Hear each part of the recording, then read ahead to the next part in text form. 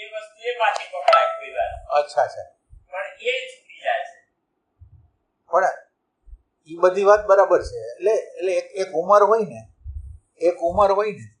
ત્યારે ઉંમરના પોતાના પ્રભાવ હોય. તમારી જેમ ઉંમર વધતી જાય બીજી વસ્તુ, તમે જેના ઉપર કામ કરતા નથી ને એની મેળે મેળે ચેન્જ કોઈથી ના થાય. લાગે ના એટલે લાગે તમને કે મને કે આ ચેન્જ આવે. ચેન્જમાં તે એક્યુરેટ શું કરો? એટલે હું પ્રશ્ન કરું છું મસ્ત.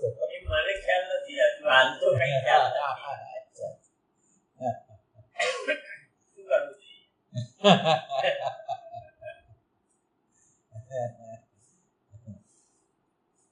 મારો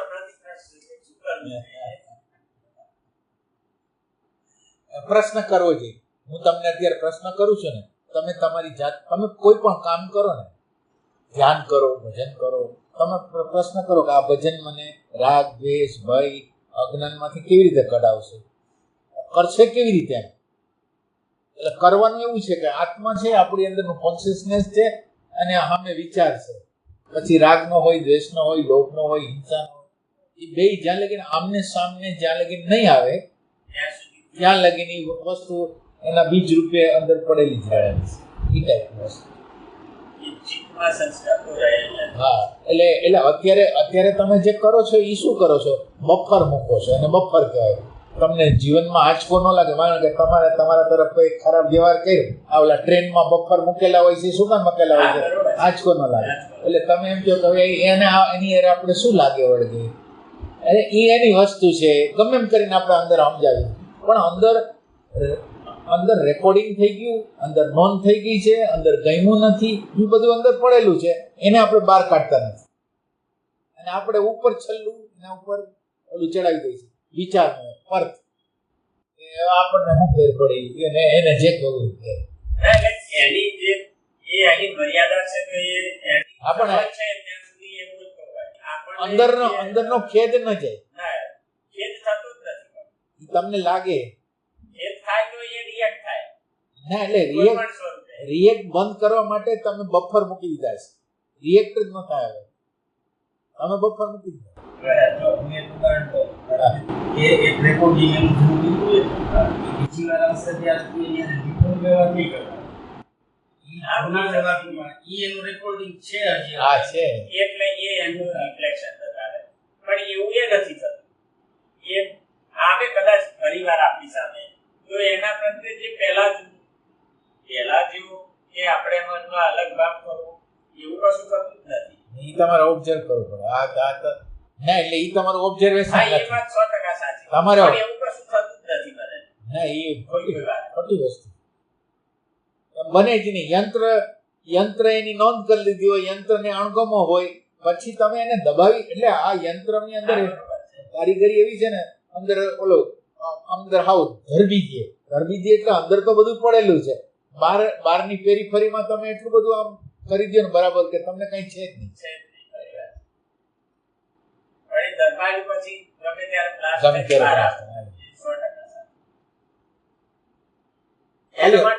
ખાલી હું તમને ઇન્ક્વાયરી કરવા માટે જ પ્રેરું છું કે એટલે મેં તમને એમ કીધું ને શું કરવું એના એ મહત્વનું. એટલે તમે ઇન્ક્વાયરી કરશો તો તમને ખ્યાલ આવશે.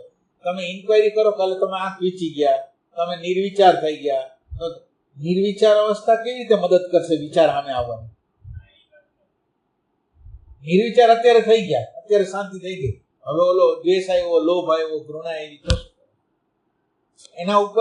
એના ઉપર કામ કેવી રીતે કરવાનું? વિચાર શું છે, તમે શું છો, બે વચ્ચેનો ડિફરન્સ કઈ થાય? તમે શું છો ને વિચાર શું છે? તમે ક્યારે વિચાર કર્યો છે તમે શું છો? આમ સિરિયસલી તમે આત્મા છો ને પરમાત્મા છો ને એ વિચાર કર્યો ને? એટલે જ્યાં લગીન તમે તમને ન ઓળખો ને ત્યાં લગીન આ જાય ને. એકદમ સાઉન્ડ આપણને સમજાઈ ગયું કે હું આ જ છું. ત્યારે એટલે એની પહેલાની પૂર્વ ભૂમિકા હોય છે. પહેલાની પૂર્વ ભૂમિકા નથી હોતી એમ નથી હોતું. બરાબર, તમે આત્માને જાણતા નથી, બરાબર, ચાલો કઈ વાંધો નહીં. તો તમારી ચિત્તની વૃત્તિ તમારી જે ચિત્તની વૃત્તિ જે ચંચળ ઇરિલિવન્ટ રીતે હાલે છે એને રિલિવન્ટ રીતે હાલવા માટેનો પ્રયાસ કરી દો તો ઈ કામ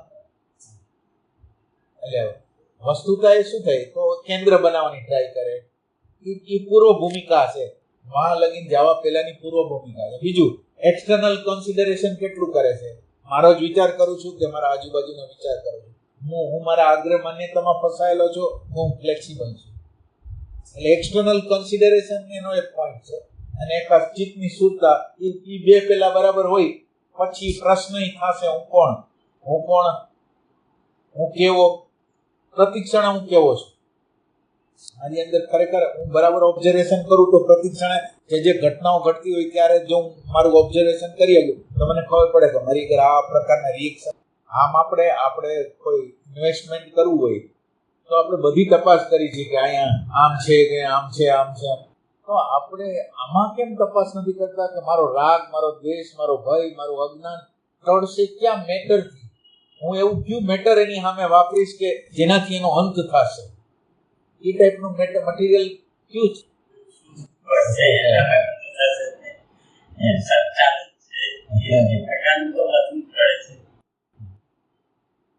સર્ચમાં છે ને જાન હોય.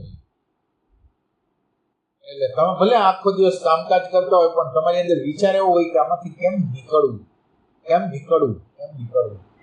ક્યારેક આપણને લાભ થતો હોય ત્યારે ખુશી થાય, ગેરલાભ થતો હોય ત્યારે દુઃખ. એટલે ભલે આપણે બહુ એને હાઈલી એને આમ ઉપર ન કરતા હોય, આપણી એક રીત થઈ ગઈ હોય કે એને આમ ડાયલ્યુટલી ધીરે ધીરે જ વ્યક્ત કરવું ને રાખવું ને બહુ અસર નથી થઈ.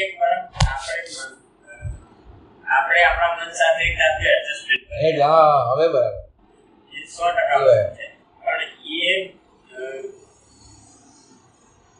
એ પણ કેટલીક વાર છૂટી જતું હોય.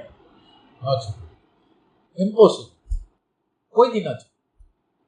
યંત્ર તમે જ્યાં લગી તમે વિચાર કરો તમને જાણતા નથી એટલે એનો અર્થ એમ છે તમે યંત્ર છો. યંત્ર એટલે બોડી છો, માઇન્ડ છો, ઇન્ટેલેક્ટ છો. આ યંત્ર છે. હવે જ્યાં લગીને તમે જાણતા નથી ત્યારે યંત્રમાં જે રિએક્શનો થવાના છે ને તો થવાના જ છે. હવે એને તમે કેટલા ધરબી શકો છો અંદર અને કેટલાક લોકો ઝડપથી વ્યક્ત કરી દે. તમે સંઘર્ષ ન થાય એના માટે એની સામે વિચાર મૂકી દો કે આપણે ખોટી માથાકૂટ ક્યાં કરવી એમ કરે. એટલે ક્વેશ્ચનિંગ કરવાનું કે મારું આ નોલેજ છે, હું અત્યારે જે કરું છું એ આખો નકશો મારી અગર ક્લિયર કટ છે કે આવી રીતે કામ થશે. એક વખત તમે નક્કી કરો ને પછી હાવ હેલી વાત છે. તમે એક વખત તમે પેલા ચિંતન મનન કરો કે તમારે કઈ જગ્યાએ તમારી શુદ્ધતાને ક્યાં રાખવી છે અને એ શુદ્ધતા ક્યાં રાખવા દ્વારા રાગ, દ્વેષ, ભય, ઘૃણા ઉપર કામ થઈ જશે.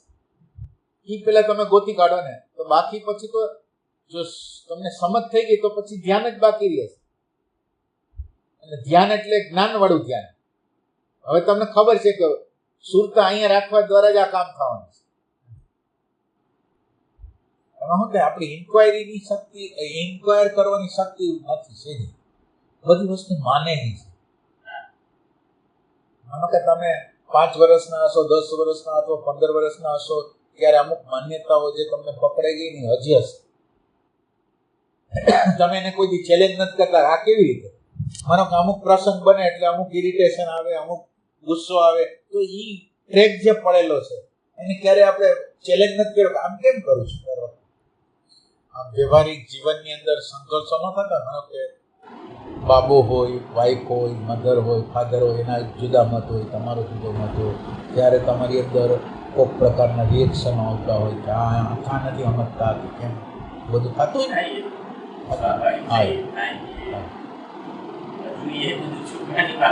ના કઈ વાંધો નહીં. ખાલી તમે છે કબૂલ કરો છો એ મોટી વાત છે. મોટી વાત છે.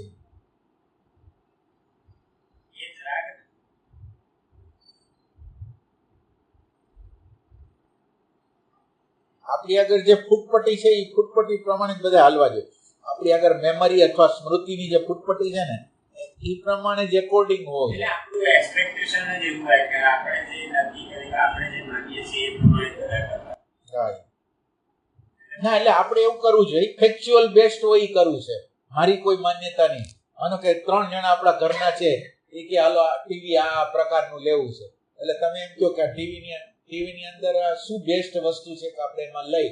હવે આમાં આપણે ક્યાંય બંધાતા નથી, આપણે જે બેસ્ટ હોય એ કરવું છે. એમ જીવનના નિર્ણયો પણ જે લોકો બેસ્ટ બતાવશે ને, અને આપણે ઓપન હોય તો બેસ્ટ ઓપિનિયન આપણે લઈ શકીએ. એટલે બેસ્ટ હોય કરવું છે, પણ મારી માન્યતા મુજબ કરવું છે, એ બહુ ભ્રમણા છે, એ બહુ બસ.